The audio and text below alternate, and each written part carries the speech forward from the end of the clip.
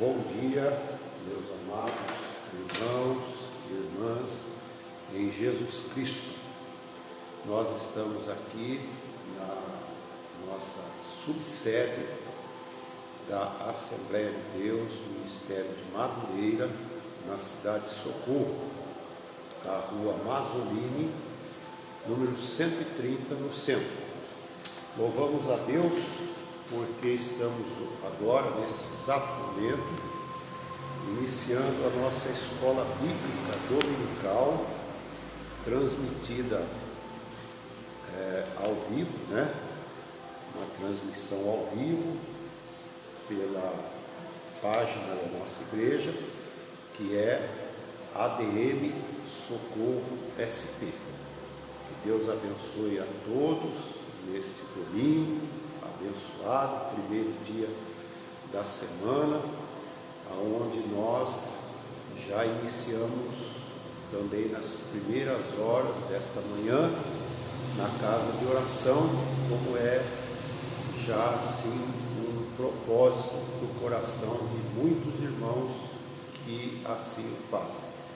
Porém, hoje estamos gravando ao vivo e direto, tendo em vista essa contenção de aglomeração de pessoas, e o Ministério da Saúde, os órgãos públicos têm pedido à população em geral para colaborarem para que esta pandemia do coronavírus não se propague em proporções maiores e seja eliminada. Então nós estamos cumprindo aqui também uma obediência às autoridades civis, pois a Bíblia Sagrada, em Romanos capítulo 13, nos afirma que nós devemos estarmos em obediência às autoridades constituídas. Então veja que a Bíblia, ela ensina Chico e ensina Francisco. Ao mesmo tempo que a Bíblia fala do amor, da misericórdia de Deus, fala da justiça e do juízo, mas também ela fala da obediência às leis civis do país. E lembrando que em Romanos capítulo 13, quando o apóstolo Paulo ele ensina isso à igreja, ele estava ensinando num momento cruciante da história da igreja, quando os então irmãos, inclusive em Roma, eles viviam sob o império do governo romano. Paulo foi um dos que mais trabalhou hostilmente contra a igreja para o Império Romano. Depois da sua conversão, então, ele estava falando e ensinando a igreja sobre a palavra de Deus, a salvação em Cristo, porém mantendo uma certa obediência às autoridades, desde que ela não infrinja a nossa consciência, a nossa fé, concordando ou não, isso é outro fator. Como muita gente não concorda às vezes com as nossos pensamentos, nossas ideias, também às vezes nós não concordamos com outras também.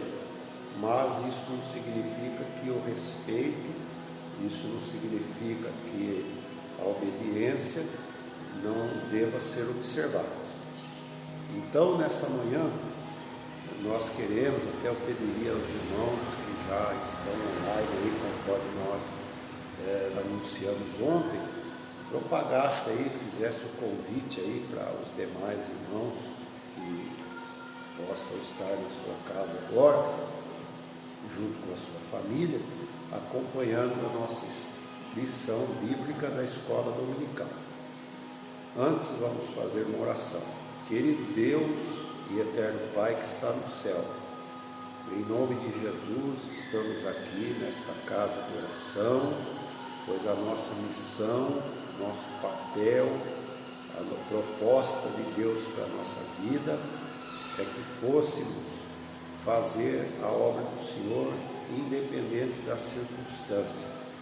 E pela misericórdia de Deus nós estamos aqui, cumprindo aquilo que foi, meu Deus e meu Pai, determinado pelo Senhor e pela Tua palavra. Abençoa esta manhã, esse estudo bíblico, da escola dominical. E a todos que estiverem acompanhando, que possam ser abençoados ali na sua casa, recebendo a orientação divina e os ensinos maravilhosos da tua palavra. Em nome de Jesus, nós oramos para a glória do Pai, do Filho e do Espírito Santo. Amém. Deus abençoe. Então a lição de hoje é a lição de número 5. Nós estamos estudando sobre os evangelhos. Então estudamos primeiramente o evangelho de Mateus. Mateus apresenta Jesus como o rei e tivemos 3 lições, falando sobre Mateus apresentando Jesus como o reino e o trabalho do reino. Agora estamos já na segunda lição, onde, sendo a quinta, mas do Evangelho de Marcos, quando Marcos apresenta Jesus como servo. Lembrando que o servo, glória a Deus, já está lá conosco, o irmão Márcio Siqueira, Deus abençoe, e a sua família. E lembrando que o servo não tem vontade própria, o servo está sempre pronto a atender à vontade do seu Senhor. Então é isso que Marcos tenta mostrar aos seus leitores, para que entendam que Jesus, ele estava cumprindo uma missão de servo, mesmo sendo Deus. A Bíblia Sagrada diz que ele despojou-se da sua glória, e tomou a função de servo para servir. E também a Bíblia Sagrada fala que ele não usurpou ser igual a Deus, sendo ele Deus. O Pai precisava de alguém para fazer o sacrifício pelos pecados da humanidade, então ele se propôs com uma posição de servo a obedecer à voz do seu Senhor. Então, nesse sentido, Jesus nos dá o exemplo a nós para sermos servos, Glória a Deus. Sônia Regina, eita, guerreira de Deus, Deus te abençoe. Propaga aí para os demais virem a nossa lição. Então, Jesus dá-nos o exemplo para sermos servos. E nessa manhã, nós temos aqui a nossa lição, que vai falar as seguintes, vai nos dar as seguintes instruções sobre Jesus e o ensino da palavra, Jesus, a operação de milagres, e Jesus que também perdoou ou é o perdoador de pecados. Nesta lição, destacaremos ao menos 3 obras de Jesus como servos.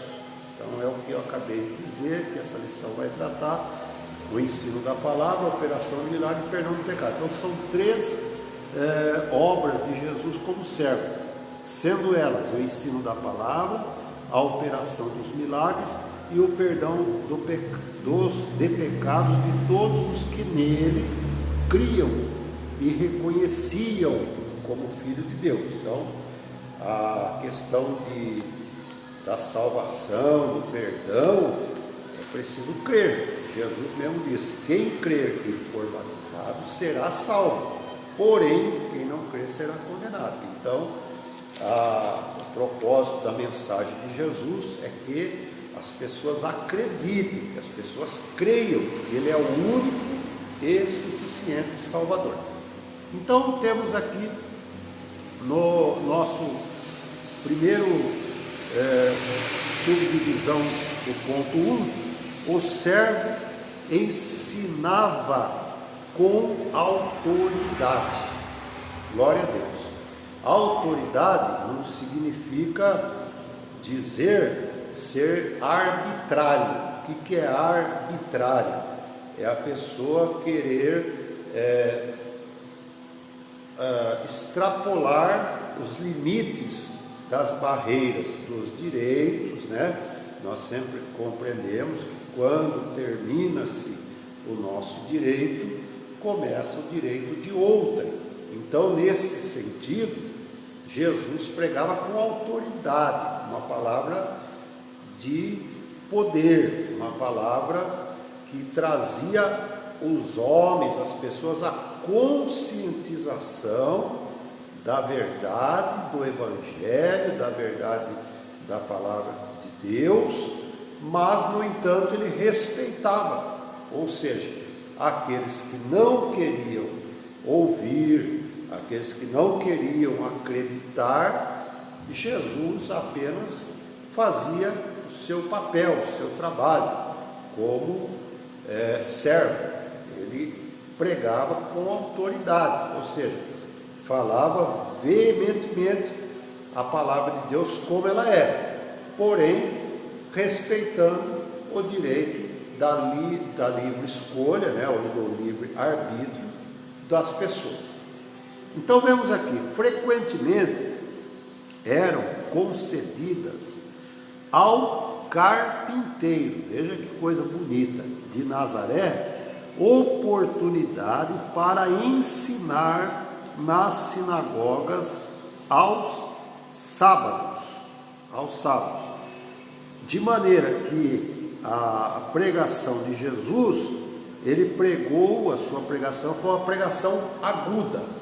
Então o texto aqui nos arremete ao entendimento que era dado a Jesus a oportunidade de ensinar nos sábados nas sinagogas. Por que nos sábados? Porque os judeus, os hebreus, os irmãos hebreus, eles tinham como ordenança dentro dos mandamentos de Deus a guarda do sábado, que era o dia em que eles tiravam apenas para adoração, para o serviço de Deus, para ir ao templo, a ouvir a mensagem dos escritos sagrados.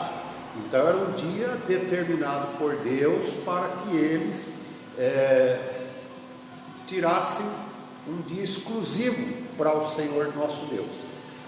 Bom, hoje temos aí algumas questões, não quero entrar no mérito delas, de é para guardar sábado, não é para guardar sábado, mas no entanto era um gesto de devoção, era um gesto de amor, porque Deus estabeleceu e eles tinham no seu coração a fé, embora passados-se os anos, eles ficaram somente com a ideologia da lei e começaram a esquecer os princípios primordiais, que eram o amor, a misericórdia, e ficaram só dogmatizados na lei. Bom, mas isso é um caso à parte.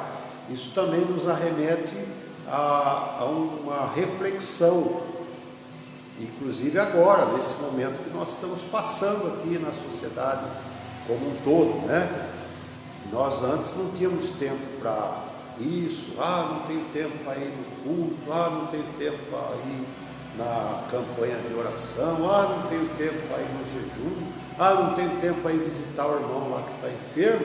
Hoje você está tendo que arrumar tempo para ficar em casa, está vendo? Tem hora que Deus faz umas coisas, os antigos diziam que tem males que vêm para o bem. Como é que a gente agora se vira? Vai ter que achar tempo para ficar em casa. E antes a gente não achava tempo para mais nada, Então, às vezes Deus dá um chacoalhão aí para a gente acordar, para a gente perceber, que nós somos apenas servos, que nós somos seres humanos, que estamos aqui na terra de passagem. Deus nos deu a vida, e a vida é um presente de Deus. Todo mundo está com medo de morrer,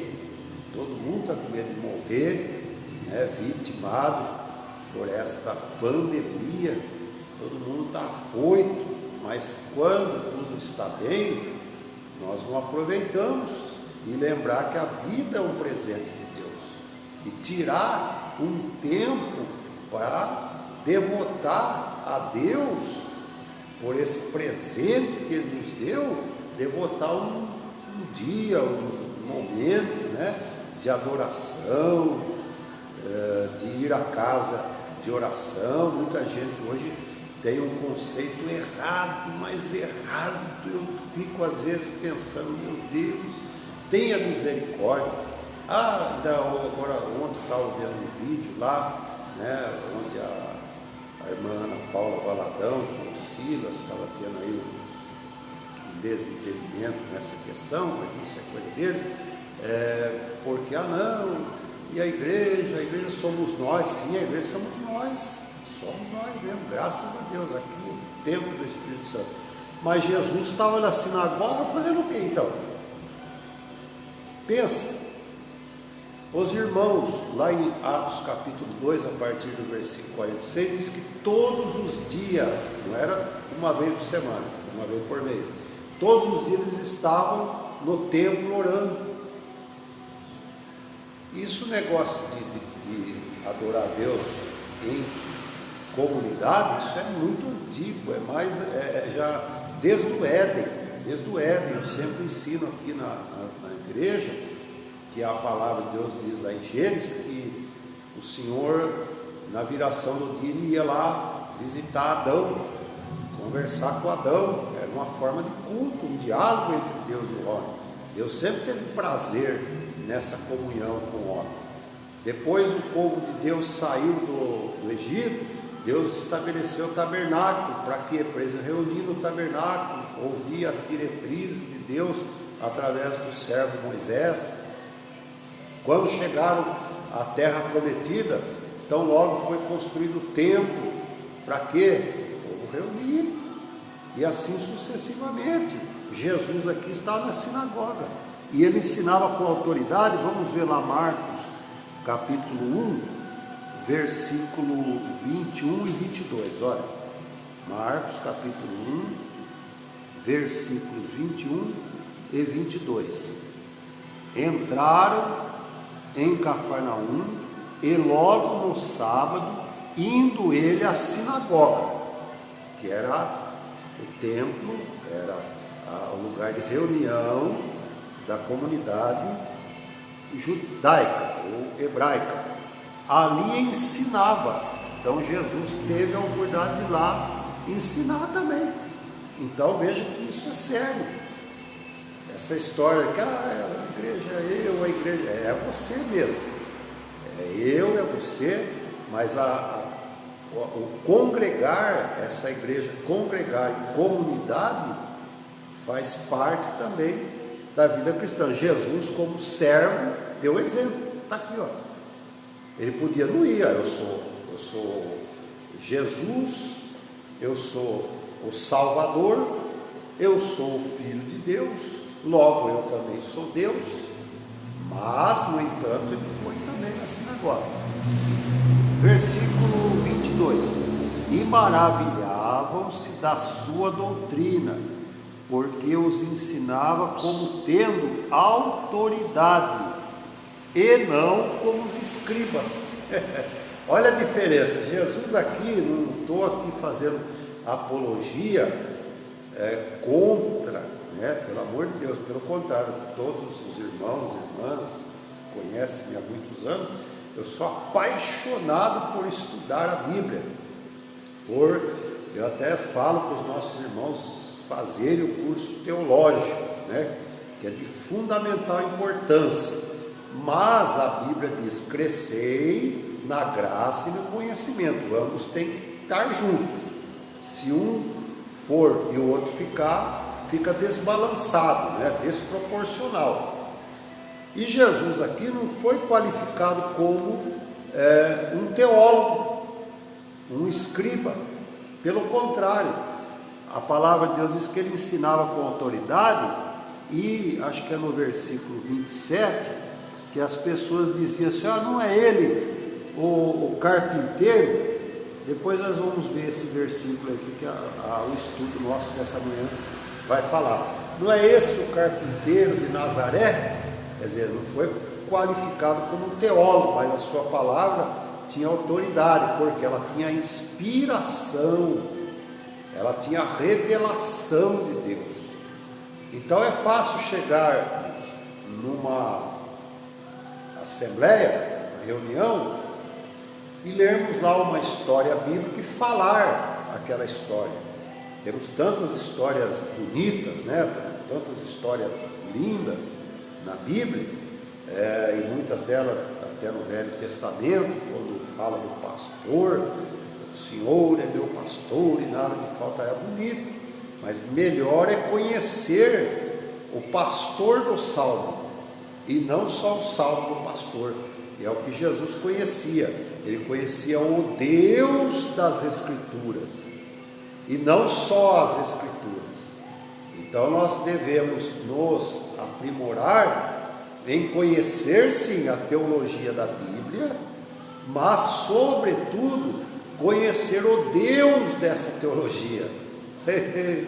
Glória a Deus, conhecer o Deus dessa teologia, porque Jesus conhecia e ele falava com autenticidade e com autoridade, porque ele conhecia o Deus das Escrituras, e todos se maravilhavam. Gente, olha esse homem de Nazaré, não era um teólogo abalizado, mas era uma pessoa que tinha a graça de Deus, conhecia o Deus da Escritura. Então o servo precisa estar procurando conhecer a vontade do seu Senhor. Então o servo ensinava com autoridade. Isso nos faz pensar. Eu não vou aqui, tem mais gente chegando lá, eu estou sozinho aqui. Ana Cristina, Deus abençoe, irmã Cristina. Convida suas amigas, suas irmãs, amigos, irmãos, as pessoas aí para participar dessa escola bíblica dominical. Então, nós precisamos, como servo, né, procurar conhecer a vontade do Senhor, porque o servo, como eu disse no início, ele não tem vontade própria. Então a autenticidade, a autoridade de Jesus ao ensinar na sinagoga, hein?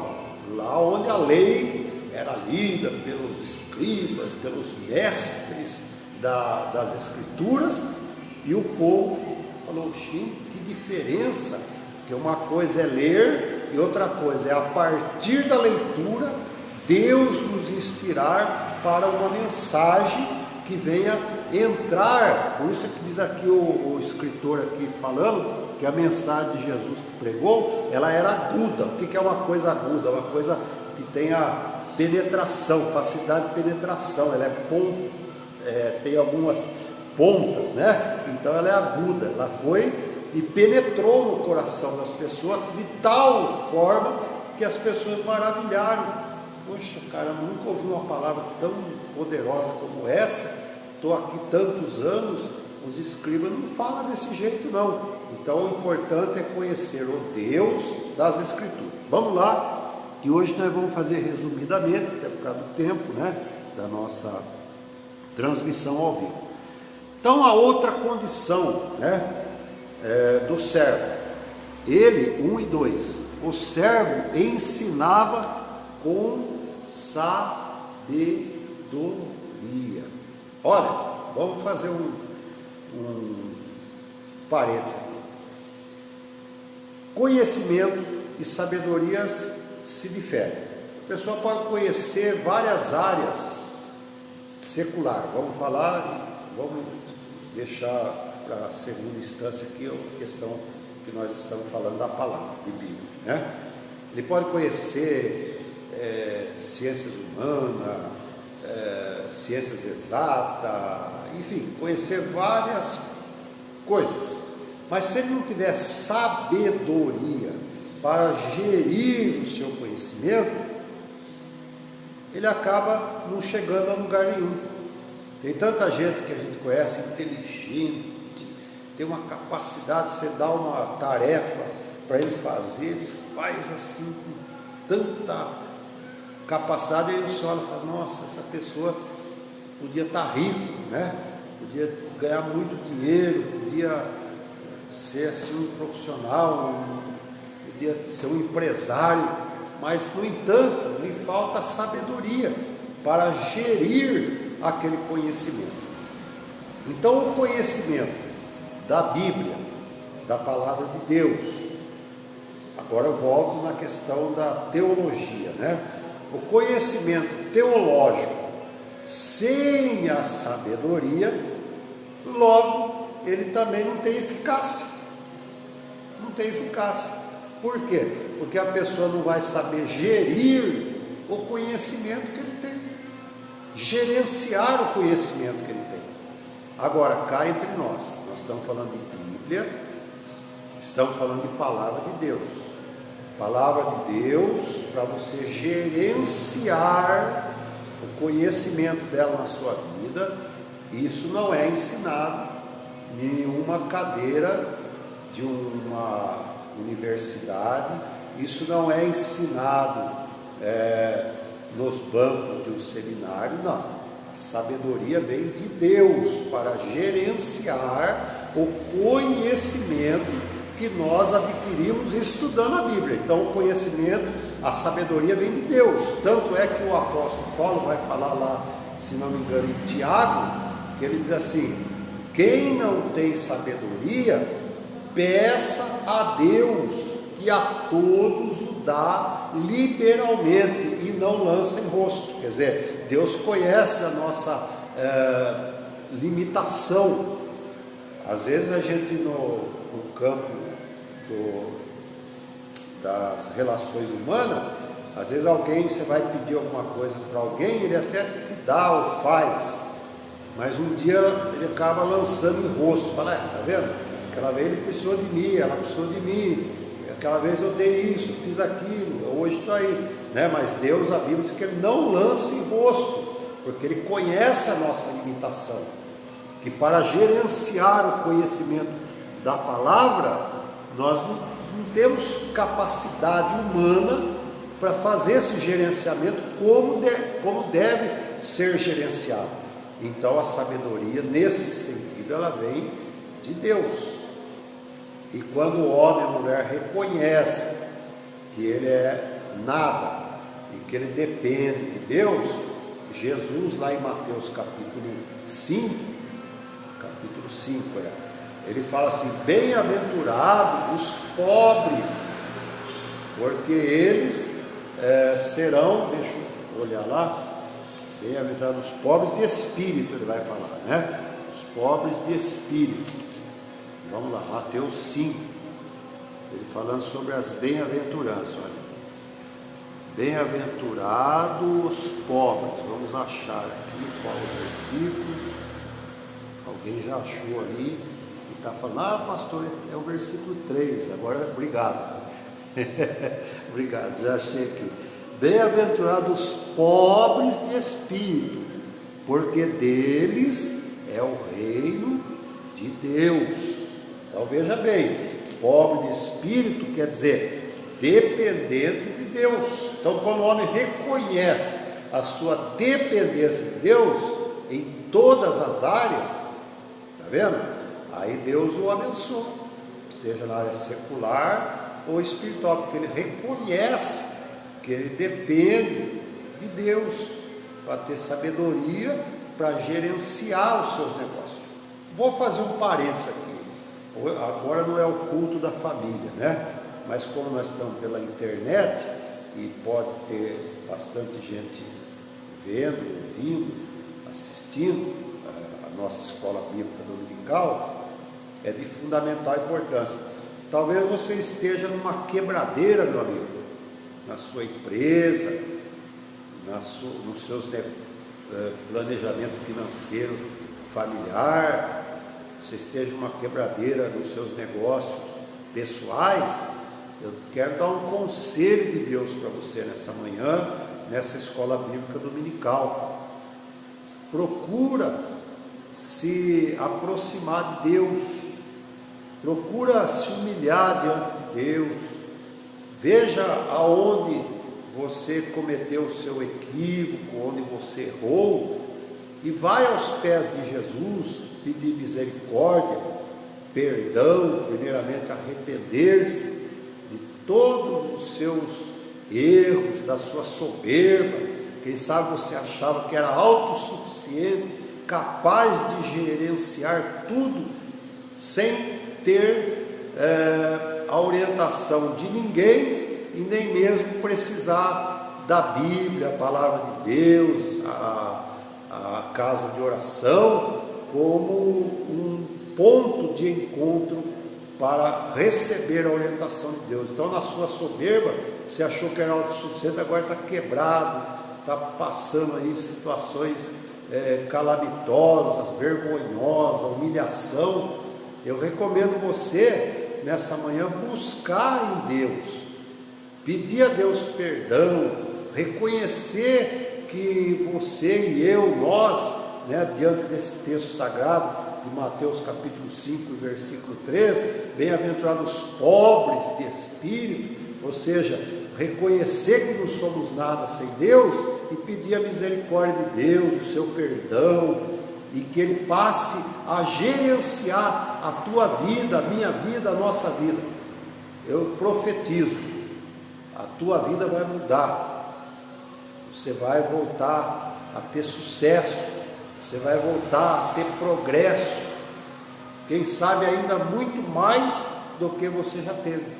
Pensa nisso, tá bom? Então Jesus ensinava com sabedoria, ele gerenciava o conhecimento. Vamos ver, ao longo das páginas marcadas de Mateus, de Marcos, há pelo menos 23 registros de resposta dos ouvintes de Jesus. Vejam bem, a sabedoria com que ele pregava. Agora, era só ele? Não, o Senhor Jesus disse: quem crê em mim, farão as obras que eu faço, e maiores farão, porque ele deixou essa missão para nós continuar, ele deixou essa missão para a igreja, ele deixou essa missão para quem crê e aceita ser servo. Então veja bem, vamos lá para Marcos 1 e 27, Marcos 1 e 27, que era o texto que eu tinha falado que nós íamos chegar lá, Evangelho de São Marcos, segundo escreveu São Marcos, o Evangelho é de Jesus, Marcos apenas escreveu. 27, olha o que diz: e todos se admiravam, ao ponto de perguntarem entre si, ou seja, deixa eu ver quem está aqui online, a irmã Sônia, o irmão Valquíris, olha lá, então perguntavam: ô irmã Sônia, olha, ô irmão Valquíris, olha, que palavra, que poder que tem essa palavra desse homem. Então eles entre si, eles perguntavam dizendo: o que é isso? O que é isso? Admiravam, ficavam pasmos por causa da sabedoria. Então o conhecimento é uma coisa e a sabedoria é a capacidade de gerenciar o conhecimento. Os escribas tinham, vamos ver aqui, que nova doutrina é esta? Ficava admirado, nunca ouvi falar desse jeito. Pois com autoridade ordena aos espíritos imundos e eles obedecem. Então os escribas só estavam nas páginas da lei, das escrituras lá, mas não tinha mais autoridade e poder, não conheciam esse poder. E Jesus pregava com autoridade, os demônios estavam dentro da sinagoga. Agora aqui eu quero fazer um parênteses também para mim, Luiz Antônio Bonella. Irmãos, vocês pensam que hoje não tem não? Vocês pensam que hoje não tem não? Irmão, santar oração, jejum, hoje eu vejo assim, fico quieto, fico quieto, pensando, às vezes, só prega, a pregaçãozinha boa, você vê que faltou muito mais de relacionamento com Deus, faltou um pouquinho mais de comunhão. E Jesus, para não envergonhar a igreja, às vezes não deixa acontecer algumas coisas, mas estava lá dentro da igreja, dentro da sinagoga lá, e a autoridade de Jesus, com a sabedoria para gerenciar o conhecimento, foi tanta que trouxe aqui vamos dizer assim, ele trouxe um divisor de águas. O pessoal ficou entusiasmado, ficaram perplexos, pois com que autoridade ele ordena os espíritos imundos e eles saem. Então, Jesus pregava com sabedoria. Ainda temos mais um versículo aqui que eu queria passar ele, Marcos 2 e 7. Vamos ver Marcos 2 e 7. 2 e 7. Por que diz este assim, blasfêmia? Quem pode perdoar pecados? Não, eu pulei aqui, perdão os irmãos, eu pulei aqui o assunto. Eles ficavam assim, eles ficavam admirados, mas também havia críticas. Então nós, como servos, temos que aprender aqui, né? Ontem mesmo eu vi uma postagem no site de notícias do presidente da República, estava lá no programa do Ratinho, depois aquele site do Terra de notícias, publicou lá que o presidente é contra fechar as igrejas e tal, né? Nesse momento. Eu não sou, os irmãos sabem, né? Não sou assim, adepto das ideologias do atual presidente. Enfim, eu respeito como presidente da nação, como um homem que, embora dos emboras, ele se demonstra acreditar em Deus, que isso já é muito importante, né? Ele já demonstra, fala, não tem medo, não sei, a gente não conhece o coração de ninguém, mas pelo menos as suas expressões. Então eu sou um pouco cauteloso, certo? Não sou adepto das suas ideologias todas, como também as pessoas não são adeptas das minhas ideologias, isso é fato. Mas ele colocou lá e eu falei, boa, presidente, boa, postei, né? Fiz uma postagem daquela reportagem, falei, boa, presidente, decreta um jejum, um dia nacional de jejum e oração no país inteiro, uma vez para o ano, que o Brasil vai entrar pelos anais da história, porque na Bíblia Sagrada, e não só na Bíblia Sagrada, mas em passados não muito distante, nós vemos homens que governaram nações na Bíblia, eles chamavam o povo para orar e jejuar nas horas de pavor, nas horas de crises, né? Nas horas de epidemias. Nós vemos isso, até o rei de Nínive, com a pregação de Jonas, que ele não tinha nenhum vínculo com as escrituras, com a Bíblia, com a palavra de Deus, enfim, ele não tinha nenhum vínculo com a nação eleita, que era o povo de Deus, Israel. Quando Jonas pregou a palavra, ele decretou jejum até para os animais de Nínive, e a Bíblia diz que Deus poupou o juízo que ia trazer sobre aquela cidade. Então, isso é questão de fé, isso é questão de fé. Então Jesus também, ao mesmo tempo que maravilharam, que nós vimos ali, também o criticavam. Vamos ver 2 e 7. Porque diz este assim blasfêmia, quem pode perdoar pecados senão Deus? Então sempre tem os contraditórios. Tem os contraditórios, a crítica. Então ele tem que estar sempre, né, aberto à crítica. A crítica ela pode ser, ou dizem, né, que ela pode ser construtiva ou destrutiva. Agora para mim crítica, tudo é crítica, né? Quem faz ela destrutiva ou construtiva é quem a recebe. Então se você recebe uma crítica, e se você falar, é mesmo, falar, o pastor Bonello, você é feio. É mesmo, eu sou feio. E eu sou feio, pronto, eu estou né, a minha crítica está sendo destrutiva. Eu sou feio, eu vou me isolar da sociedade.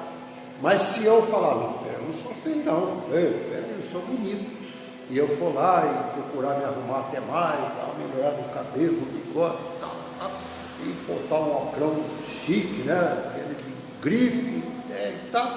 Ué, eu usei aquela crítica para me construir. Então é eu que faço a crítica, construtiva ou destrutiva. Se eu aceitar ela como destrutiva, eu vou. Mas se eu aceitar ela como construtiva, eu vou levar para cima. Então Jesus também, ele teve crítica. Quem é esse? Que até demônio agora, blasfêmio, expulsa espírito mal. Então, daquela reportagem, um amigo, né? Um amigo, né? Não é crente não, né?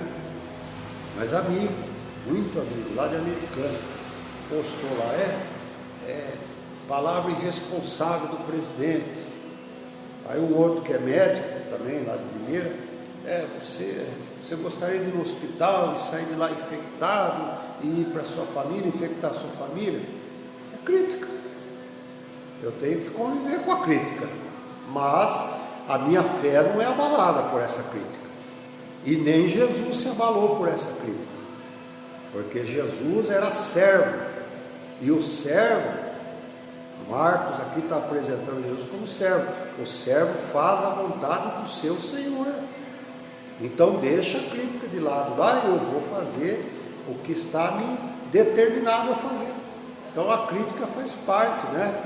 Por exemplo, as autoridades hoje que estão tomando essas medidas de contenção estão recebendo críticas de algumas outras segmentos, né? Empresariais, outros políticos opostos e tal. Mas ele tem que cumprir o dever dele.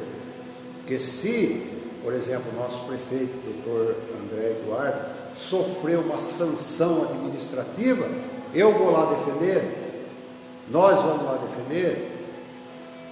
Não. A coisa vai para a cabeça dele lá, o gongo vai vir sobre ele. Então, o que nós temos que fazer? Vamos respeitar. Agora, a crítica é normal, temos que aprender a conviver com a crítica. Quem está chegando ali? Ah, irmã Eugênia, ontem ela ficou mais nova, né, irmã Eugênia? Deus abençoe. Estivemos lá fazendo uma oração por ela na casa dela. Então, Jesus também foi criticado por pregar a palavra com sabedoria. Uns criticaram, dentre outras tantas manifestações contundentes, né? Então havia manifestações pós e também contra.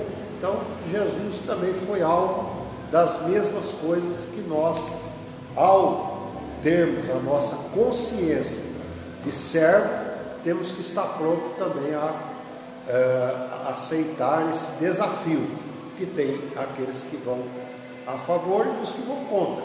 Agora, eu vou aqui fazer um parênteses também, né? Pessoas que vão contra, tem que tomar cuidado se ele está na contramão certa ou se ele está na contramão errada. Porque fazer uma crítica ou uma calúnia contra alguém que está sendo servo, fiel, e está servindo com dignidade, está servindo com fidelidade, e Deus que conhece o coração, pode ser perigoso, pode ser desastroso. Então a melhor coisa, se não está de acordo, fica quieto. Se tem certeza que você está embasado com a palavra de Deus, aí se manifesta, mas se não, se cale, que é melhor do que acabar confrontando contra o próprio Deus, porque o servo não faz a vontade sua, ele faz a vontade do seu Senhor. O servo não tem vontade própria, então muitas vezes acaba encontrando situações desastrosas. Então é melhor a gente observar. Então foram tantas as manifestações contundentes. Vamos correr aqui, 1 e 3. O servo ensinava por parábolas. Bom, aqui nós não vamos nem nos ater muito. Sabemos que parábolas são o quê? Comparações. Então Jesus, sendo o mestre dos mestres, ele tinha a sabedoria. Deixa eu ver quem chegou lá. A irmã Giovana. Deus abençoe a irmã Giovana. Está aí também curtindo a nossa escola dominical online, né? Glória a Deus. Então, Jesus ensinava por parábolas. Ele foi um mestre por excelência. Ele usou esse método, essa metodologia. Por quê? Ele usava, por exemplo, aqui em Marcos, nós vemos, ele usou foram apenas 4 parábolas, né? Em Lucas nós temos mais parábolas que Jesus ensinou. Aqui ele fala do semeador, a parábola da candeia, a parábola da semente e a parábola do grão de mostarda. Então aqui ele teve só a contar essas parábolas. Então ele usava coisas naturais, fatos naturais do conhecimento da população, inclusive a agricultura, que era muito comum nos dias de Jesus, né? Então ele usava fatos assim naturais para levar os seus ouvintes a pensar, a refletir à luz daquilo que ele estava ensinando, para eles refletirem à luz da vida espiritual. Então Jesus usava essa metodologia, que é uma metodologia muito importante, porque quando, por exemplo, ele falava de semear, ou a parábola do semeador, todo mundo logo entendia que era pegar uma semente e ir jogando lá nas covinhas, nas terras já preparadas para aquilo, mas ele mudou a lógica. Ele mudou a lógica, porque geralmente quem vai plantar, obviamente que ele prepara a terra, adequado a cada tipo de cultura, de plantio, ele prepara para fazer aquele plantio, ele não vai jogar assim, aleatoriamente. Mas Jesus usou a semente, e aí ele fez uma forma de plantio aleatório, ou seja, uma caiu à beira do caminho, outra caiu entre pedregais, outra caiu entre os espinhos, e assim sucessivamente, e outra caiu numa terra, na terra preparada. Vocês viram que ele usou um método natural, aí todo mundo ficou assim, o que isso quer dizer? Então muitos não entenderam. Aí foi quando aqueles que desejavam conhecer, tinham realmente uma expectativa de saber o que Jesus estava ensinando, tinham um desejo, sentiram a necessidade de conhecer o que Jesus queria dizer com aquilo. Aí quando foram perguntar a ele, ele falou: tá bom, gostei, eu joguei no ar, né? Joguei no ar. Agora quem se interessa recebe, e quem não se interessa não recebe. Assim é a vida, né? Quem interessa alcança, quem não interessa não alcança. A Bíblia está aqui para ser absolvida, a palavra de Deus está aqui para a gente receber ela e ser abençoado, mas para quem quer, para quem interessa. A igreja está aqui aberta, né? Não ao público agora nesses dias, mas sempre está aberta ao público nos dias normais, quando não estamos nesse período de contingência, né? Contenção. A igreja está aberta, quem se interessa vai lá receber a oração, a palavra. Quem não se interessa, problema. Então Jesus falou: tá, vocês me interessaram, né? Então tá bom, então eu vou explicar o que é. Aí Jesus começou a explicar a parábola, que é aquela semente que cai à beira do caminho, é aquela palavra que você vai pregando sem objetivo, né? Vai assim, só falando aleatoriamente e tal. Então aquilo entra por aqui, sai por aqui, em outras palavras, né? As aves vêm e arrancam. Depois ele fala aquela que caiu em pedregais, né? É aquela coração duro, que ele até recebe, para não fazer desfeita. Ele até recebe por uma questão de, digamos assim, generosidade, educação, mas ele não deixa a palavra penetrar, e não tem terra para aquilo. Ele não pegou aquilo só por pegar, mas não teve terra para a raiz se aprofundar e germinar aquela semente. Então logo veio o sol, veio os problemas, a dificuldade, né? As intempéries da vida, queimou a raiz, aquela semente foi. A dos espinhos é mais preocupante, e é preocupante, sabe para quem? Mais preocupante ainda para mim. Por quê? Porque ele estava falando dos cuidados da vida, ficar entre os espinhos, a semente, né, a palavra, é pregado, é ensinado. Os homens, as mulheres de Deus, a palavra está lá, sendo ministrada, ensinada. Mas ela cai num coração espinhoso, quer dizer, está cheio dos cuidados dessa vida. Estou preocupado com o meu emprego, eu estou preocupado com o meu salário, eu estou preocupado com os meus bens que eu tenho, como é que vai ficar, quanto que eu vou perder na bolsa, enfim, uma série de ocupações que ocupam a nossa mente e não deixa a palavra entrar, não deixa a palavra germinar. A terra, os espinhos, os cuidados da vida vai sufocando e a pessoa perde a fé e fica com, ou não perde totalmente, mas fica com a fé oscilante, né? A fé uma hora está assim, outra hora está lá embaixo, então ela não tem equilíbrio. Aí o que acontece? A semente sufoca, não cresce, não germina, não dá fruto, fica aquela coisa assim, sabe, monótona, fica rota, aquela vidinha medíocre. Essa é a palavra de ordem.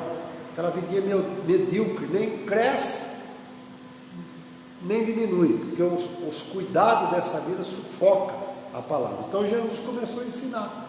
E aí ele falou, aí tem aquela que cai em boa terra. Qual é a boa terra? Aquela que coração humilde, coração sincero, coração respeitoso, coração que teme a Deus, porque temer a Deus é diferente de ter medo de Deus. Tem gente que tem medo. Eu vou ler a Bíblia, senão eu vou para o inferno. Eu vou na igreja, senão eu vou... Não olha Deus com chicote. Deus não está com chicote na mão para... Não, Deus é Deus de amor, de misericórdia, né? Nós temos que temer, respeitar, reconhecer a sua grandeza, a sua soberania, o seu amor, reconhecer que Ele estabeleceu a igreja, não foi por acaso, as autoridades eclesiásticas não é por acaso. Eu larguei minha esposa lá na cama, com dor de cabeça, e aqui cumpri a minha missão. Agora, eu tenho consciência do que eu estou fazendo, porque eu fui chamado para isso, eu tenho a consciência da minha chamada. Outros ficam olhando alguns casos que existem no planeta Terra, né, de pessoas que abusam, aquilo que eu falei no início, são arbitrários, né, usurpam a fé do povo para usufruir para bens próprios, ostentação, e aí fica pensando que todos os ministros são iguais. Olha, uma coisa eu te peço em nome de Jesus, tira eu fora desse negócio aí. Eu tenho sido fiel ao meu Deus e tenho muita responsabilidade por cada centavo sagrado que entra na igreja, daquela senhorinha que trabalha lá como empregada doméstica, daquela senhorinha que recebe a aposentadoria. É muito sagrado, esse dinheiro é muito sagrado. Então não é para ostentação, não é para ostentação. Então aí a pessoa fica nessas condições e não deixa a palavra germinar. Mas aquele que cai em boa terra, a pessoa humilde, sim, ele aceita o evangelho, sabe que está fazendo para Deus, né? Outra polêmica hoje grande, né? É um Satanás que põe isso no coração das pessoas, essa contundência, questão de dízimo, vai dar dízimo para o pastor, etc, etc. Você não vai dar dízimo para o pastor. Se você crê na Bíblia com a palavra de Deus, você vai levar o seu dízimo, sua oferta lá na casa de oração, e você vai apresentar a Deus. O seu negócio é com Deus, né? O meu negócio é com Deus, Agora, a partir de quem vai administrar aquilo é que vai acertar as contas com Deus.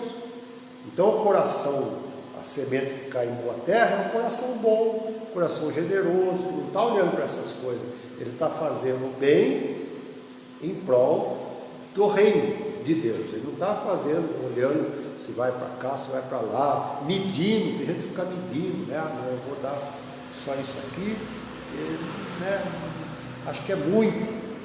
O problema também é de cada um. Então o coração bom, a terra boa, Jesus estava ensinando, é aquela terra que recebe a palavra com fé, com fervor, né? Com amor, com temor, com respeito a Deus. Essa vai produzir, ó. Ixi, vai produzir. Você vê tanto crente, né? Tanto cristão, que às vezes tem uma vida simples, mas uma vida tão gostosa, tão abençoada, tão alegre. Desculpa-me, a inveja, ela não é algo bom, né? Nem devemos nutrir inveja, mas hipoteticamente falando, dá até inveja. Caramba, aquela pessoa é tão feliz, olha, uma pessoa simples. Eu tenho um exemplo na nossa igreja aqui, né? A nossa tesoureira, Conceiçãozinha. Gente, aquela mulher, você não vê assim, aquela alegria, aquela tamanhozinho dela, que corre para cá, corre para lá, aquela alegria, gente. Isso aí é a pessoa que aceitou a fé de bom coração. É a pessoa que aceitou a fé e a palavra com o coração assim, essa terra boa.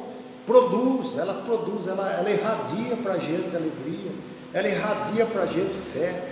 Então é isso que Jesus quer, através, como servo, trazendo uma palavra de ensinamento para nós. Vamos correr. A divisão 2, operação de milagres. Outra coisa, vamos salientar aqui nisso aqui. Os milagres relatados por Marcos, nós estamos estudando o Evangelho de Marcos, estão quase sempre vinculados a alguma necessidade humana pré-definida. Não era assim aleatória também não, né?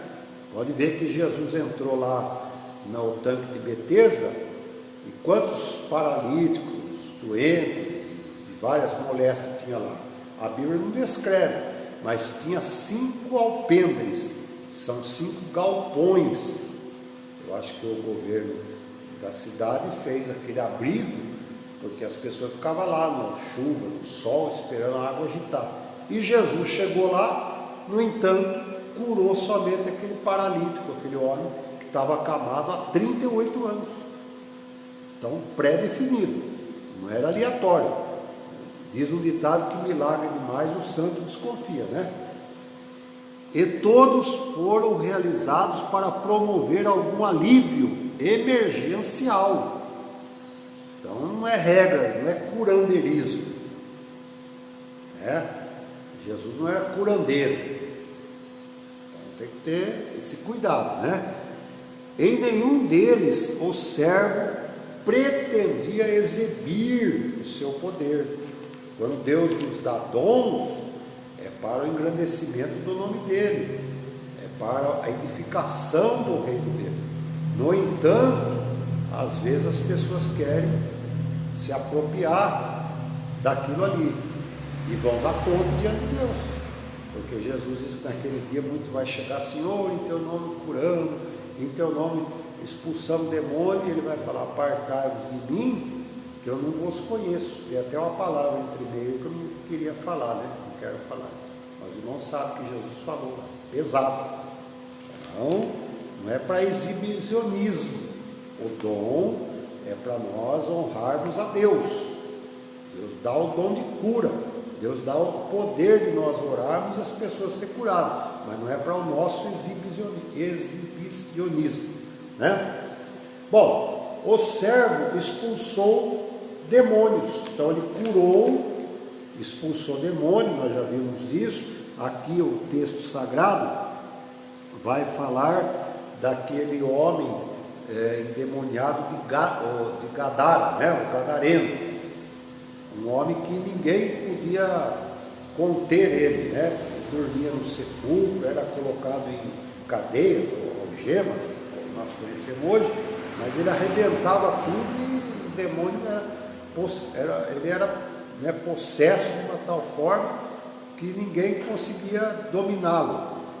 Mas Jesus chegou lá em Gadara, no entanto, os espíritos já veio logo: Jesus, que queres que nós viesse nos atormentar? E Jesus expulsou aqueles satanás, aqueles espíritos da vida daquele moço. Os irmãos sabem a história, foi lançado nos porcos. Outra coisa importante, os demônios trabalham territorialmente, tem que tomar muito cuidado. Vocês viram que depois os homens lá de Gadara foram lá e falaram para Jesus: ó, sai daqui da nossa terra. Por quê? Porque eles preferiram ficar com as atuações demoníacas lá, né? Eles estavam contentes. Tem gente que contenta com a vida que leva, uma vida de promiscuidade. Eu gosto de prostituir, eu gosto de viver na droga, eu gosto de viver. Então, o problema da pessoa, ele gosta de ficar em zonas de perigo, ele se conforma. Tocaram até Jesus lá de Gadara, mas no entanto Jesus fez o seu papel. Ele foi lá numa missão de servo e expulsou aquele demônio, demonstrou assim o poder de Deus, para que ninguém naquela cidade ficasse escuso de dizer que não conhecia o poder de Deus, certo? O servo faz a vontade do seu Senhor. Outra, 2 e 2, o servo tinha poder sobre a natureza. É outra coisa que a nossa fé deve estar sempre voltada a isso, né? Quando Deus quer nos abençoar, Ele tem poder até sobre a natureza. Coronavírus, daí? Coronavírus para nós é um terror, né? Seres humanos, mas para Deus tem. Ele pode interferir na natureza, assim como Ele pode interferir para mandar também, né? Porque tudo lhe obedece. Pastor, mas o senhor acha que se só 8 pessoas da família, Noé e sua família, foi salvo no dilúvio, meu irmão, a não ser que você não crê na Bíblia. Aí, se você não crê na Bíblia, me perdoa, eu creio. Quantas pessoas, qual era o contingente populacional antediluviano? 100 mil? 30 mil? 20 mil? Ou era só Noé e sua família? Por que os outros morreram? Então, meus irmãos, é sério. É sério. Apocalipse está falando das pragas que vai vir. É o juízo de Deus. Deus tem um tempo determinado. Nós estamos vivendo, daqui a pouco nós vamos falar, para terminar, sobre a graça. Deus tem um tempo determinado. Os pregoeiros estão aí. Vocês lembram de Lucas 15, aquela parábola do rico e do Lázaro? Que o rico morreu, foi para um lugar, o pobre morreu, foi para outro, não por ser pobre, mas era a comparação da distinção, né? Aqueles que se acham distintos e aqueles que se acham, aqueles que se colocam na condição de humildade. Chegou mais alguém aí? Chegou mais. Olha, Júlio Toledo, Deus abençoe, Júlia Toledo, né? Deus abençoe aí ouvindo a nossa escola dominical. Então, na parábola do rico e do Lázaro, não é questão de rico e de pobre, não. Se pobre viver uma vida promíscua, sem o temor a Deus, vai sofrer penalidades. E se um rico, sendo bilionário, trilionário, quadrilionário, ele temer a Deus o que importa é o coração que teme ao Senhor, né? Entrou a irmã Sônia de novo aí, glória a Deus. Então, morreram ambos. Então, um foi para o seio de Abraão, o outro foi para onde? Aquele lugar de tormento. Aí os irmãos vê. O que o pai Abraão falou quando o rico estava ali? Pai Abraão, eu estou aqui em tormento, naquela situação, ter a consciência, né? Vamos dizer assim, ali representado por um fogo, uma queima e tal, mas era a consciência ardendo. Aí ele falou, fala para que o Lázaro aí, ele molhe a ponta do dedo e passe na minha língua, porque está queimando. Era uma metomínia, né? Uma metáfora que estava sendo feita ali. Na verdade era a consciência. Aí ele falou, não, ele não pode passar daqui para lá e nem você daqui para cá. Cada um agora está no lugar que escolheu. Mas manda, né? Então manda alguém, manda ir lá falar para os meus irmãos para que eles não venham aqui. Ele falou, não, lá na terra eles têm Moisés e tem os profetas, ou seja, tem a palavra de Deus. Então que ouça a palavra de Deus. Então Jesus aqui, ele tem poder até sobre a natureza. No Apocalipse está lá as pragas que vão vir. Isso aqui é só uma coisinha para acordar. Falou, meu filho, acorda. Você não está vendo que está pré-estabelecido para o fim dos tempos? Acorda. Igreja, acorda, vamos buscar escola dominical. Você não tem tempo para nada, agora você tem que arrumar tempo para ficar aí sentado na sua casa. Eu tenho que trabalhar todo domingo. Tá. Então você não tira nenhum dia para Deus na semana? Agora você vai ter que tirar aí as custas do que está acontecendo. Então vamos dizer que Deus é mau? Não. Todas as coisas, diz o apóstolo Paulo em Romanos capítulo 3, 23, cooperam juntamente para o bem daqueles que amam a Deus. Então Deus está acordando a igreja, despertando. Eu fiz, eu morri, eu te abençoei, você estava vivendo uma vida miserável, talvez no meu caso, talvez eu estaria na sepultura. Jesus tirou eu lá daquele lamaçal de pecado lá. Agora eu fico aqui fazendo gosto ruim. Eu tenho que trabalhar, eu não posso atender a igreja. Eu tenho que trabalhar, eu não posso ir visitar ninguém. Eu tenho que trabalhar, eu não posso ir no culto evangelizar. Jesus tem poder sobre a natureza. Olha aqui, o servo, ele veio investido de autoridade. Glória a Deus, aleluia. Eita, coisa boa. Ele veio investido de autoridade.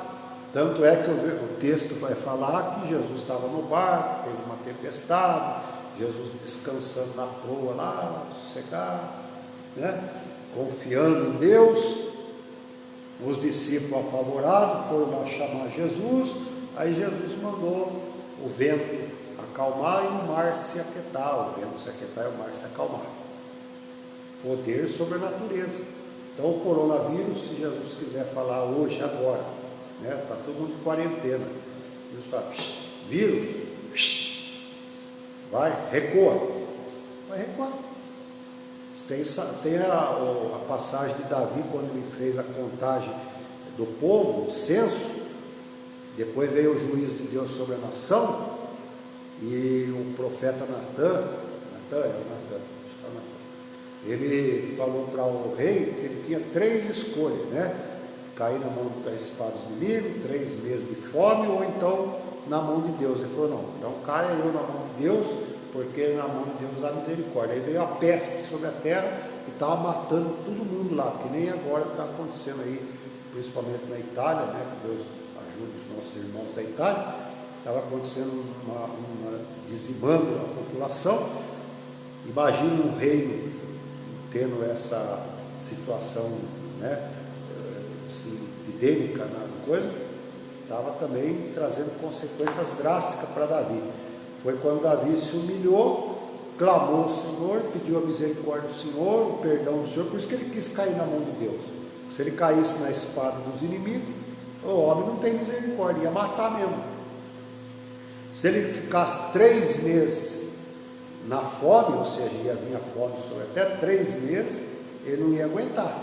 Ele falou, caia eu na mão de Deus, que em Deus há misericórdia. Então quando ele se humilhou, aí o anjo, ele viu um anjo, o anjo falou, Deus mandou o anjo lá para tirar aquela epidemia, dar um basta naquela praga que estava vindo sobre a nação. Então Deus tem poder sobre a natureza. E as nossas orações têm poder, viu, irmãos? Nós estamos aqui cumprindo o que o servo Jesus nos delegou para nós, como servos, dar continuidade à obra. Então a oração da igreja tem poder. Por isso que eu falei que se os nossos presidentes, nossos governantes, tivessem a fé em Deus como deve haver, eles fariam isso. Decretavam um dia nacional, um dia estadual, um dia municipal de jejum e oração. Vocês iam ver como esse Brasil ia dar uma guinada de 360 graus. Mas cada um é cada um. E nós não somos salvadores da pátria. Não há salvador da pátria, né? Mas a Bíblia nos ensina a vivermos uma vida melhor. Está chegando mais alguém aí? Ah, tá. Tem um coraçãozinho ali. Deus abençoe. Vamos terminar aqui, senão nós vamos embora. Vocês sabem que eu gosto de estudar a Bíblia. A escola dominical é bom por causa disso. Porque é só estudo. A gente pega a Bíblia, pega a palavra e vai dissertando ela, né? Então o servo curou o enfermo e ressuscitou os mortos. Tem a ressurreição de Lázaro, aqui vai falar da Talita, né? Tabita, olha lá. Curou de hemorragias, que é aquela mulher do fluxo de sangue. Curou de febre, a sogra de Pedro. Curou o atróficos, que era aquele homem da mão mirrada. Surdos, cegos, né? Curou. Chamou a filha de Jairo novamente à existência, ou seja, ressuscitou a filha de Jairo, né? Então o servo também fez essas obras e ele continua fazendo, viu? Se você está enfermo aí, ou se tem alguém enfermo na sua casa aí, nessa manhã, pelo poder da palavra, eu repreendo toda a enfermidade. Você também receba poder de Deus nas suas mãos aí, e vá lá e ore pelo enfermo que esteja na sua família, na sua casa, seu vizinho, seu parente. Repreenda a enfermidade, né? Tem enfermidade que não é para a morte, tem enfermidade que ela é para reconhecimento do poder de Deus. Se entrar alguém aqui nessa hora com essa epidemia, eu tenho fé que eu vou orar e que Jesus vai curar aqui imediatamente. Para quê? Para que o nome de Deus seja glorificado e todos saibam que o nosso Deus tem poder até sobre a natureza. Então o servo, ele ressuscitou enfermo. Agora, terminando o último item da nossa missão, o servo também, ele perdoou pecados. Então duas realidades precisam ser destacadas neste ponto. Primeiro, Jesus foi médico não apenas do corpo, mas também da alma dos pecadores. Então a maior enfermidade não é a doença física, é a doença da alma. E tem até algumas doenças da alma que está atrelada, que trazem consequência a doença física. A pessoa vai no médico, faz exame e um diagnóstico, ele não consegue achar o problema está na alma. Então Jesus, ele não foi médico só do corpo, mas principalmente da alma, né? E o segundo item, apenas o servo tem poder para cancelar completamente e para sempre a dívida dos homens. Então somente o servo Jesus, né, através da sua palavra, da sua autoridade, ele tem poder para cancelar completamente, né, e trazer ao homem a salvação, a libertação total. 3:1. A graça do servo alcança o indivíduo. Agora nós vamos terminar nesse exato ponto. Nós vivemos, segundo a palavra de Deus, o tempo ou a sexta dispensação. Alguns teólogos falam de sétima e alguns teólogos falam de sexta. Aí depende da linha teológica. tá? Sétima dispensação, alguns dizem que o milênio será a sétima dispensação, o que não é errado, eu acho que está correto. Outros afirmam que nós vivemos a sétima dispensação, que é a última, a graça, depois não tem mais.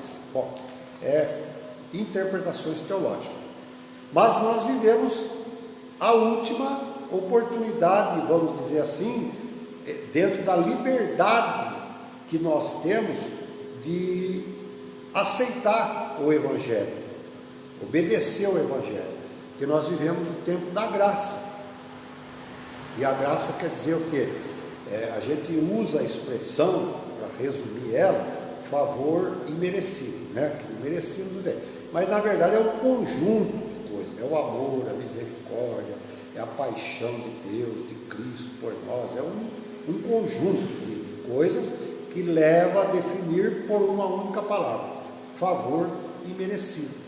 E a porta da graça uma hora vai se fechar. Quando? Bom, Apocalipse capítulo 3, quando fala a igreja de Filadélfia, que a igreja de Filadélfia estava passando aquela... É bom lembrar que as 7 cartas, as 7 igrejas, elas representam ciclos ou períodos da igreja na Terra. E nós vivemos os últimos 2 ciclos, os últimos 2 períodos, que é a Filadélfia, amor fraternal, e Laodiceia, opinião do povo, as traduções da palavra. Isso sim, de uma forma sucinta, né? Sem aprofundamentos.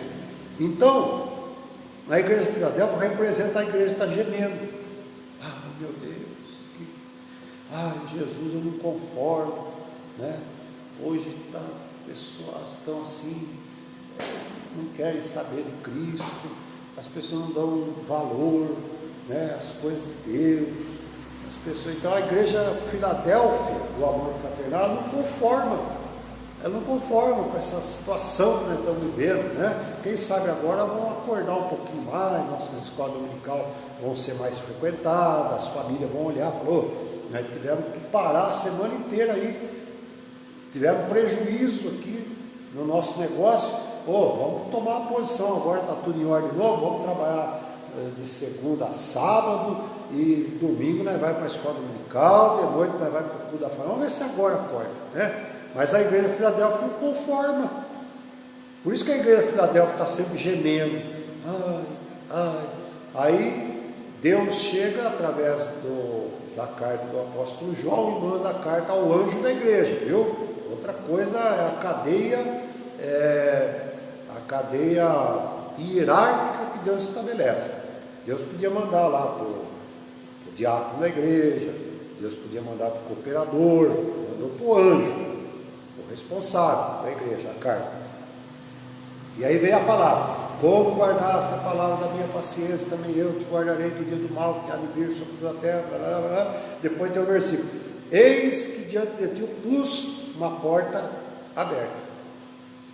Então, para nós, a igreja Filadélfia dos tempos atuais, contemporânea, que eu disse que as 7 cartas também representam, embora ela literal, mas representam os 7 ciclos da igreja.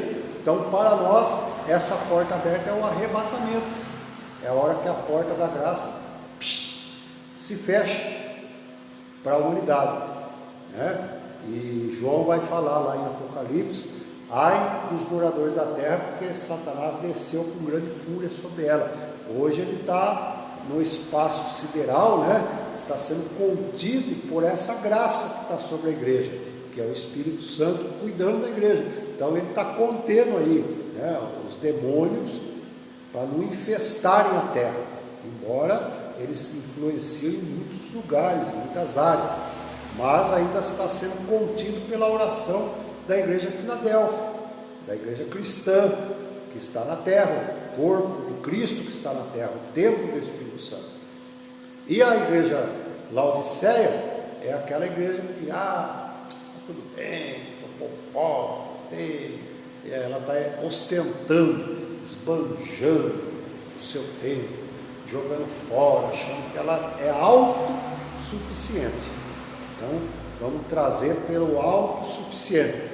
Então, tem aquelas pessoas que se acham autossuficiente, o dono da verdade. né?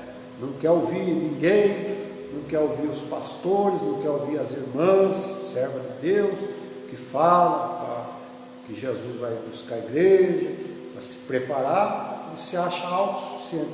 Aí a igreja de Filadélfia, Deus deu um conselho que de mim você compre ouro, que você é pobre, miserável, cego, você não está vendo, você está correndo perigo de salvação aí e não está vendo. E aí, finalizando, a graça, que é a que nós estamos vivendo, glória a Deus.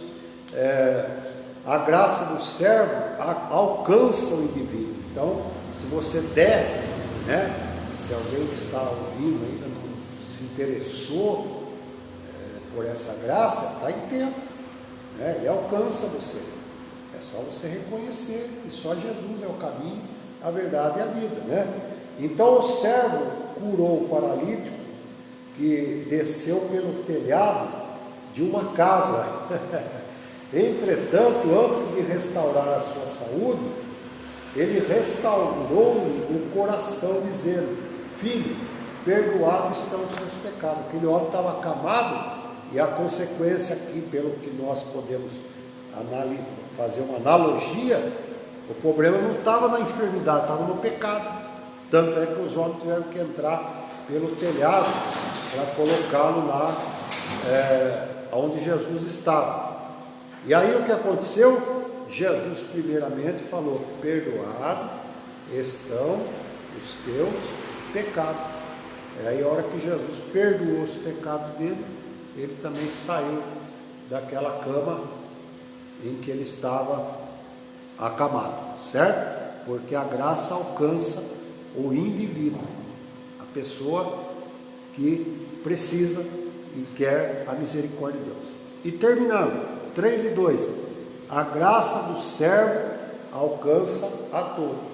Então é individual ou coletivamente, depende de como as pessoas vão receber a graça e a misericórdia e o amor do Senhor. Nínive recebeu coletivamente, né? Então que Deus abençoe a nossa nação nesse momento, para que desperte os nossos governadores, prefeitos, autoridades, desperte essa fé em Deus. Quem sabe coletivamente o Brasil possa passar por momentos de grandes alegrias, né? Desde que os homens, e temos lá irmãos nas esferas federal, no Senado, e até alguns homens de Deus nos ministérios do Planalto, e essa fé que o presidente diz, demonstra ter em Deus, quem sabe ele será usado por Deus para conclamar, ao invés de nós termos um dia em que nós, sendo o Brasil laico, né, nós temos um dia em que comemora-se o dia de um Deus aí, né, respeitado por todos. Ele passe a ter um dia de jejum e oração no país. Aí, quem sabe, no coletivo, nós também seremos alcançados pela graça e misericórdia de Deus. Conclusão: o Evangelho de Marcos mostra-nos como Jesus foi um servo dedicado às obras que o Pai lhe confiou. Que possamos, portanto, através da obra que nos foi confiada, honrar o nosso Deus. Que Deus te abençoe. Tenha um domingo de paz, um domingo de alegria. Se quiser convidar eu para comer um macarrãozinho, eu aceito, né? Deus abençoe. Nós não teremos o nosso culto normal da família à noite, né? Mas eu estarei aqui a partir das 16 horas.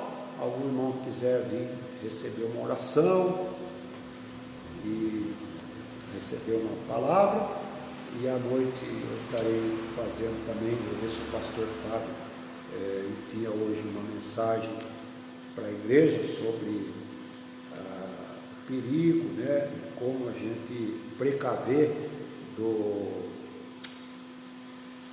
da depressão, que é muito, né, delicado esse assunto, mas a palavra de Deus tem poder para libertar, para curar, e se ele quiser fazer a transmissão dessa mensagem à noite, aí com certeza ele estará ministrando sobre esse assunto, tá bom? Deus abençoe a todos, um bom domingo, na paz do Senhor. Oremos. Pai nosso que está no céu, em nome de Jesus, abençoa o teu povo, os irmãos que estiveram aí nesse momento da escola bíblica dominical, lá nos seus lares, assistindo esta aula, que o Senhor Deus os abençoe poderosamente, porque é um ato de fé, é um ato de amor e é um ato de dedicação que eles estão fazendo a Deus.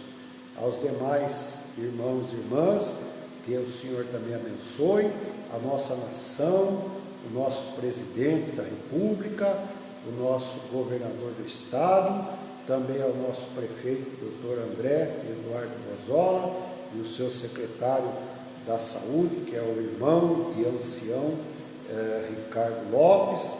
Que Deus abençoe ele, porque é um dos dias assim que recai sobre ele uma grande responsabilidade, pois ele é o secretário da Saúde.